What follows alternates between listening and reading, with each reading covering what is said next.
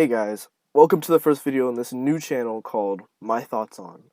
Well, this is supposed to be the second video on this channel, but I made a script to the first one and never posted or edited it.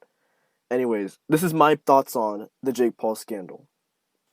I was scrolling through my YouTube subscriptions page a couple days ago while trying to get these gains, and as I was scrolling down, I saw PewDiePie's video called... Wait, hold on. I can't find the video on YouTube anymore. He deleted the video? What? I'm so confused as to why. There was literally no reason why this video should have been deleted. Now I sound like a crazy person for mentioning a video that doesn't exist anymore. Anyway, the video was titled something like... Wait, the video's back up? And the only thing that was added was the new intro to the beginning of the video? Well, okay. Anyway, the video is called Jake Paul Goes to Prison. Epic. This video is very clickbaity because out of the entire 24-minute and 40-second video, only about 23 seconds of this video is devoted to the Jake Paul scandal. When you hear that Jake Paul is in jail, Thomas has never seen this good before. No, he didn't go to jail, but he will get charged. And I think this is a great example of even if you are part of a group that's doing something illegal, you are complicit by just being there. Don't forget that. Jake Paul should really know better. So after seeing this clip, I'm thinking, what the heck did Jake Paul do this time? He's going to jail because he was looting with a gang? Has Team 10 really gone that crazy and finally gotten punished for the actions? So I did what any normal person would do. Go to Jake Paul's channel and see what he has to say. Lo and behold, there's a video called The Looting Situation Explained. Deleting soon.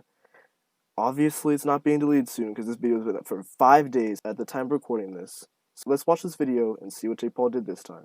So over the weekend, as I'm sure a lot of you guys probably saw, I became the #1 trending topic on Twitter. People were mad at me. When is he not the #1 trending topic on Twitter? I mean, he did a lot of things. Like, there was the Team 10 It's Everyday Bro video, Kentucky Fried Chicken video, that was a weird one. And there was Get Rich Quick scheme on YouTube, I forgot what it was called. Because they assumed that me and my friends were looting, vandalizing, and breaking down storefronts. And that's the way it looked on camera. However, that isn't the case, and there's a lot more to not only that story, but there's tons of other issues and things that we need to address about what's going on with America right now. I just want to dive in immediately to say what happened to George Floyd. Oh, that's what this entire thing was about. When I was watching this video for the first time, I was thinking, oh, that's what made the entire world think that Jake Paul was looting. I was very confused and intrigued, and I was wondering just why. What was happening? I know what's happening in America, but like, what did he do that was involved with George Floyd? Did he go to like a riot or something? Isn't okay, and there needs to be change. There's no room in America for police brutality and racism. The fact that people still have a mindset to treat other people differently based on their skin color is absurd. Whoa. Me and Jake Paul finally agree. Who is a believer in change and making change, and someone who wants to take action. I've always tried to use my platform to raise awareness for things that I believe in. Have you though? Let's take a look at Jake Paul's channel, okay? Platform for forgiveness. I think that's what he said. Let's just take a look at what he's done in the past, like, couple days, alright? Jake Paul channel. Surprising friend with Riley Reid stripped. This is the first video you see when you click on the Jake Paul channel. Surprising best friend with Riley Reid striptease. What did he say before? Roll that clip back again. I always try to use my platform to raise awareness for things that I believe in. When? That's my only question. When? Because I just went onto your channel, see that Riley Reid striptease. There's probably a lot more videos other than that. It personally upsets me when people have the power to make a difference and they don't. It's easy to just post something on social media, which I've done. It's easy just to donate to a cause, which I've done. But I'm the type of person who wants to be ground floor. It's easy just to go on social media, which I've done. I've commented Black Lives Matter, Black Lives Matter. It's easy just to donate, which I've done. He's trying to paint himself to be this sort of like above everyone else figure, that he's, I don't know, almost better than everyone else just because like he has the power to do all these things. He has a voice. His voice is bigger than, which I'm not saying is bad. It's just like he's just flexing so much, and it's kind of like it comes off as arrogant. And it's so weird. And involved in the change firsthand. And this situation to me felt no different from when I went down to help with the hurricanes in Houston, to when I went to Parkland, Florida to be ground floor with the students there after they had a horrific school shooting. Since I was a kid, I've constantly volunteered for organizations, donated to charitable causes, and wanted to be involved in my community. And this George Floyd tragedy wasn't something that I could just look past. And being a filmmaker and someone who documents virtually everything that happens in my life, to be able to share it with the world, He documents a little bit too much in his life, not gonna lie. I wanted to use my platform and film what was going on and what is going on in our country as we speak, to be able to share and spread the message to the world and raise awareness that we shouldn't just be standing there doing nothing. So when we heard that there was protests that were going to be taking place in Arizona, we wanted to be involved and show our support. Doesn't he live in LA though? That's my problem. Like, why fly all the way down to Arizona just to do a protest, unless you have like family or friends down in Arizona, or you just want to see the cacti? That's fine too, but you're flying all the way down to Arizona when you live in LA. I mean, I know it's not that far, but why not just go to a protest in LA? Or don't go to a protest at all. To me, they're kind of scary to me. Protests are really scary because you've got police and you've got tear gas and you've got people doing a lot of weird stuff. Right around 10 p.m. when the protests were supposed to be starting, we followed people to where everyone said that the protests were happening. As we started to walk down the street, we were blown away by what we were starting to see. The first thing I saw was when I looked to the right and saw that the side of a mall window had been completely... Again, if you're going to protest and you're breaking window, I would have just left, not gonna lie. Just because I would have been too scared. Like, I'm all for Black Lives Matter, but I would have been scared of this protest, because if people are breaking store windows and then the police are coming, I don't want to be involved in even if it's for a good cause, I don't want to be involved in something that is violent enough to break windows, because this is not just for Black Lives Matter. You're just breaking a window that belongs to a company. They're gonna have to pay for that. You're not gonna pay for that window because you're not gonna admit that. You're just gonna leave. We got to a street that seemed to be the center of where everything was going on, and that's when I saw probably 80 cops standing shoulder to shoulder, just like looking out into the crowd. As I was approaching, more people were gathering the protest, and about 200 yards down the street from me was an Apple store that was getting completely ransacked. Again, Apple store getting I don't want to. I get the cause, but I don't want to be a part of a group of people raiding, pillaging, breaking, looting, all of that stuff. I don't want to be a part of that, even if it's for a good cause. Just because that makes your cause look bad, and it makes you look bad if you're coming there to support that cause, even if it's for a good cause like Black Lives Matter.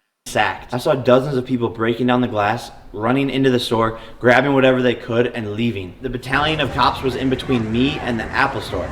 And as I started to walk down the street more, all of a sudden out of nowhere I hear a boom! And see this thing flying in the air at my feet. It lands 2 feet away from me, explodes, and like this big gas cloud comes, hits me in the side of the face. I start choking, coughing, running backwards, and was completely in shock at what the fuck had just happened. See, this is the problem I have with protest. On one hand, you've got people raiding, pillaging, all of that, just looting and stuff like that. And the other hand, you have the police using tear gas to try to disperse. No, I get why they would be forced to use this tear gas, because people are raiding, pillaging, breaking windows, but if I were in this situation and I saw tear gas flying I would just run. I would be so scared of this tear gas that I try to leave the situation because I don't want to be gassed up. Here I am, just a person walking down the street, and all of a sudden I'm getting tear gas shot at me. This is when I got pissed the fuck off. This must just be a small fraction of what people are facing on a day-to-day basis with police. As I started to retreat, there was 3 more canisters of tear gas shot at me and the group of people around us. At that point in time, not only was I pissed, not only was I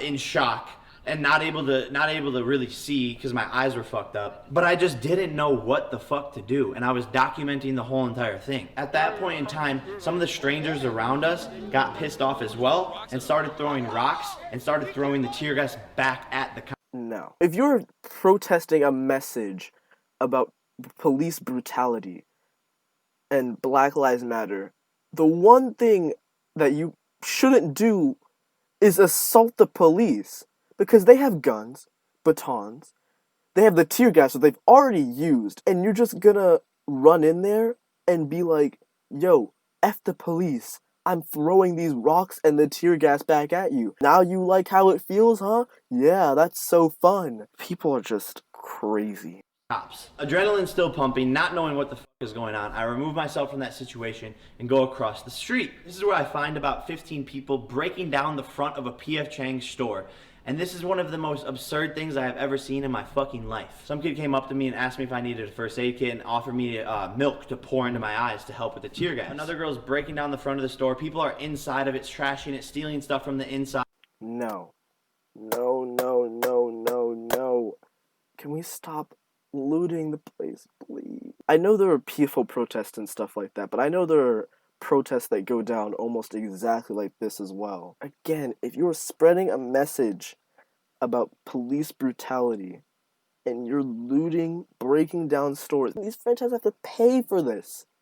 They have to pay for this stuff because you broke it. Some idiot on the street just broke it down. At that point in time, we decided to remove ourselves from the chaos and make our way back towards our car to go home. However, the police had dozens and dozens of officers on each street corner, blocking off certain streets and not allowing people to go down certain areas. After about a half a mile of walking, we see another battalion of cops and decide to go right, away from them and towards the mall. As we approach the mall, I see one of the most absurd things I've ever seen in my life. Hundreds of people running in and outside of the mall with bags, stealing everything inside of the mall. In hindsight, everything's 2020, and we shouldn't have been anywhere near what was going on. You have people stealing what's inside the mall, coming out with big bags. Yeah, we're stealing what's in the mall. Jake Paul's like, let me document this. Everyone's in the wrong here.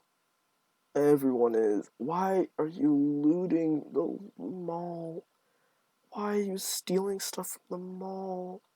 This is a Black Lives Matter protest that people are just turning into their own agenda of, yeah, let me just get free clothes or free toys, games, food, just everything that they can get their hands on. This does not scream Black Lives Matter. This screams, let me do what I want to do for myself. And Jake Paul's over here filming and recording. It's not bad that he was recording, but it's just, of course, he's gonna get in trouble if he's recording. We should have removed ourselves from the situation. But in the heat of the moment, I wanted to document what was going on and witness it for myself. And that's where I made the poor decision to go inside of the mall. And at the time, my mindset was that I wanted to document this experience because I've never seen anything like it in my life. At least he acknowledged it was a poor decision to go inside that mall where he could be arrested for trespassing. And I don't know if anything will ever happen like this again in our lifetime. I'm just here to document it. I'm not doing nothing. First of all, the vandalism and looting isn't helping spread the proper message. It's making the whole entire situation worse because it creates this loop and effect of more hatred and more crime. Me and Jake Paul agree. And that's why the situation was so upsetting for me to wake up, #1 trending on Twitter, of people accusing me of vandalizing and looting and stealing. I'm above that. I don't need to vandalize, I don't need to loot, and I know it's not the way forward. Team 10 all the way. However, I don't regret, and I will continue to document things that I think need to be shared with America. If along that process people want to accuse me of things that they know I'm not doing because my name is Jake Paul, then so be it. I'm an easy target. I know I am. It sucks, but it's not going to stop me from doing what I love to do. There are certain situations and circumstances that I shouldn't put myself in, and I have learned from this situation, and I will continue to become a better person. All you can do when you make mistakes as a human is get better from them, but don't let your mistakes define you. I end this video challenging you guys to get involved, have a voice, donate, don't just sit there, make change. No one necessarily has all the answers, but we clearly as a generation want to make change, and we will continue to do so.